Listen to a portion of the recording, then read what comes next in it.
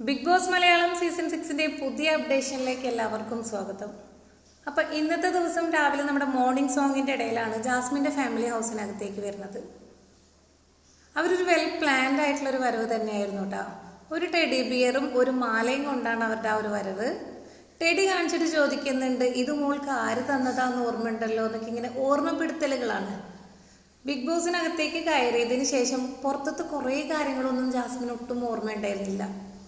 അപ്പോൾ ആ പഴയ കാര്യങ്ങളെല്ലാം ഒന്ന് ഓർമ്മപ്പെടുത്താം എന്നുള്ള ആ ഒരു വരവും കൂടെ ആയിരുന്നു ജാസ്മിന്റെ ഫാമിലി.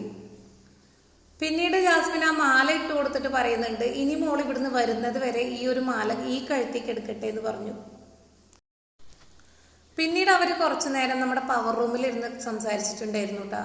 അതിൻ്റെ ഇടയിൽ നമ്മുടെ ഗബ്രി കൊടുത്തിട്ടുള്ള ഒരു മാല ജാസ്മിന്റെ കഴുത്തിലുണ്ടായിരുന്നു, ഒരു കൊന്തമാല. അത് ജാസ്മിന്റെ വാപ്പ അങ്ങോട്ട് ഊരിയെടുത്തു. എന്നിട്ട് ജാസ്മിനോട് പറയുന്നുണ്ട്, നീ പുറത്തുനിന്ന് വരുമ്പോൾ നിനക്ക് ആരാണോ ഉണ്ടായിരുന്നത് അവരിപ്പോഴും നിന്റെ കൂടെ തന്നെ ഉണ്ട് എന്ന്. അത് ചിലപ്പോൾ നമ്മുടെ അഫ്സലിനെ ഉദ്ദേശിച്ചിട്ടായിരിക്കും. അഫ്സൽ പോയിട്ടില്ല, ഇപ്പോഴും നിന്റെ കൂടെ തന്നെ ഉണ്ട് എന്നായിരിക്കും ഉപ്പ ഓർമ്മിപ്പിച്ച് കൊടുത്തിട്ടുള്ളത് ജാസ്മിൻ്റെ അടുത്ത്. പിന്നീട് ഉപ്പ ചോദിക്കുന്നുണ്ട്, നിന്റെ റൂം ഏതാണെന്ന്. എല്ലാം ഭയങ്കര ലക്ഷ്യത്തോടു കൂടെയാണ് ജാസ്മിന്റെ വാപ്പ പെരുമാറിക്കൊണ്ടിരിക്കുന്നത്. അങ്ങനെ ജാസ്മിന്റെ റൂമിലേക്ക് പോയപ്പോൾ ഇവരുടെ ഒരു ഫാമിലി ഫോട്ടോ ഉണ്ട്. നിനക്ക് എന്തുണ്ടെങ്കിലും ഞങ്ങളുണ്ടല്ലോ നിന്റെ കൂടെ, ഞങ്ങളോട് നിനക്ക് പറയാലോ എന്നൊക്കെ പറഞ്ഞു. പിന്നീട് അവിടെ ഇരുന്നിരുന്ന ഗബ്രിയുടെ ആ ഒരു ഫോട്ടോ അത് ഞാനിങ്ങ് എടുക്കുവാന്ന് പറഞ്ഞിട്ട് എടുക്കുന്നുണ്ട്. ഈ കാണിക്കുന്നതൊന്നും ജാസ്മിന് ഒട്ടും സഹിക്കാൻ പറ്റാത്ത കാര്യങ്ങളായിരുന്നു. വാപ്പ ആയതുകൊണ്ട് മാത്രം ജാസ്മിൻ അത് കടിച്ച് സഹിച്ചു പിടിച്ച് നിന്നതായിരുന്നു.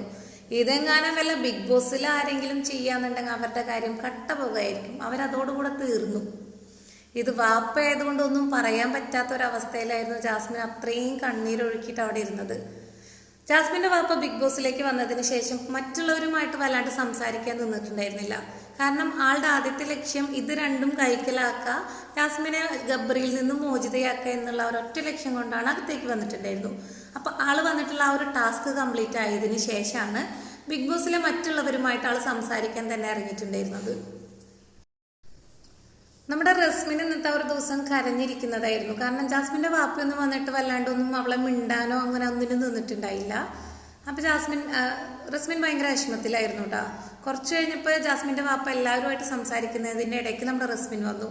അപ്പൊ ജാസ്മിന്റെ വാപ്പ റസ്മിനെ വിളിച്ചിട്ട് അടുത്തിരുത്തി ചെറുതായിട്ട് പുറത്തത്തെ കാര്യങ്ങളൊക്കെ ഒന്ന് സംസാരിക്കാൻ വന്നപ്പോഴത്തേക്കും നമ്മുടെ ബോസ് അണ്ണന്റെ ഒരു വാണിംഗ് കൊടുത്തു. ആളേതാ വിളിപ്പിച്ചു, ഇനി പുറത്തത്തെ കാര്യങ്ങളൊന്നും സംസാരിക്കരുത്, അങ്ങനെ അവരെ സന്തോഷിപ്പിക്കുന്നതായിട്ടുള്ള കാര്യങ്ങളെല്ലാം പറയുക, അല്ലാതെ പുറത്തത്തെ കാര്യങ്ങളൊന്നും സംസാരിക്കാൻ പാടില്ല എന്ന് പറഞ്ഞിട്ട് ജാസ്മിന്റെ വാപ്പക്ക് ഫസ്റ്റ് വാണിംഗ് കൊടുത്തു. നമ്മുടെ ജാസ്മിന്റെ വാപ്പ നമ്മുടെ ജിൻഡപ്പനുമായിട്ട് വല്ലാണ്ടൊന്നും മിണ്ടാനൊന്നും നിന്നിട്ടില്ല. എന്താണെന്ന് അറിയില്ല, ജിൻഡപ്പന് ഭയങ്കര ഫാൻസ് പവർ പുറത്തുള്ളത് കൊണ്ടായിരിക്കാം. ജാസ്മിന് കട്ട എതിരാളി എന്ന് പറയുന്നത് ജിൻഡോ ആണല്ലോ. അപ്പൊ അതുകൊണ്ട് ആ ഒരു ഉള്ളിലുള്ള ഒരു അമർഷം കൊണ്ടായിരിക്കാം ജിൻഡോനായിട്ട് വല്ലാണ്ട് അങ്ങോട്ട് മിണ്ടാൻ വന്നിട്ടില്ല. ജാസ്മിന്റെ കലിപ്പൻ വാപ്പ ഇനി എന്തൊക്കെയാണ് അവിടെ ഉണ്ടാക്കുന്നത് ഒന്നും നമുക്കറിയില്ല. നമുക്ക് ലൈവ് കണ്ട് തന്നെ മനസ്സിലാക്കാം. ബിഗ് ബോസിന്റെ പുതിയ അപ്ഡേഷനുമായിട്ട് നമുക്ക് വീണ്ടും കാണുന്നത് വരേക്കും എല്ലാവരോടും ബൈ.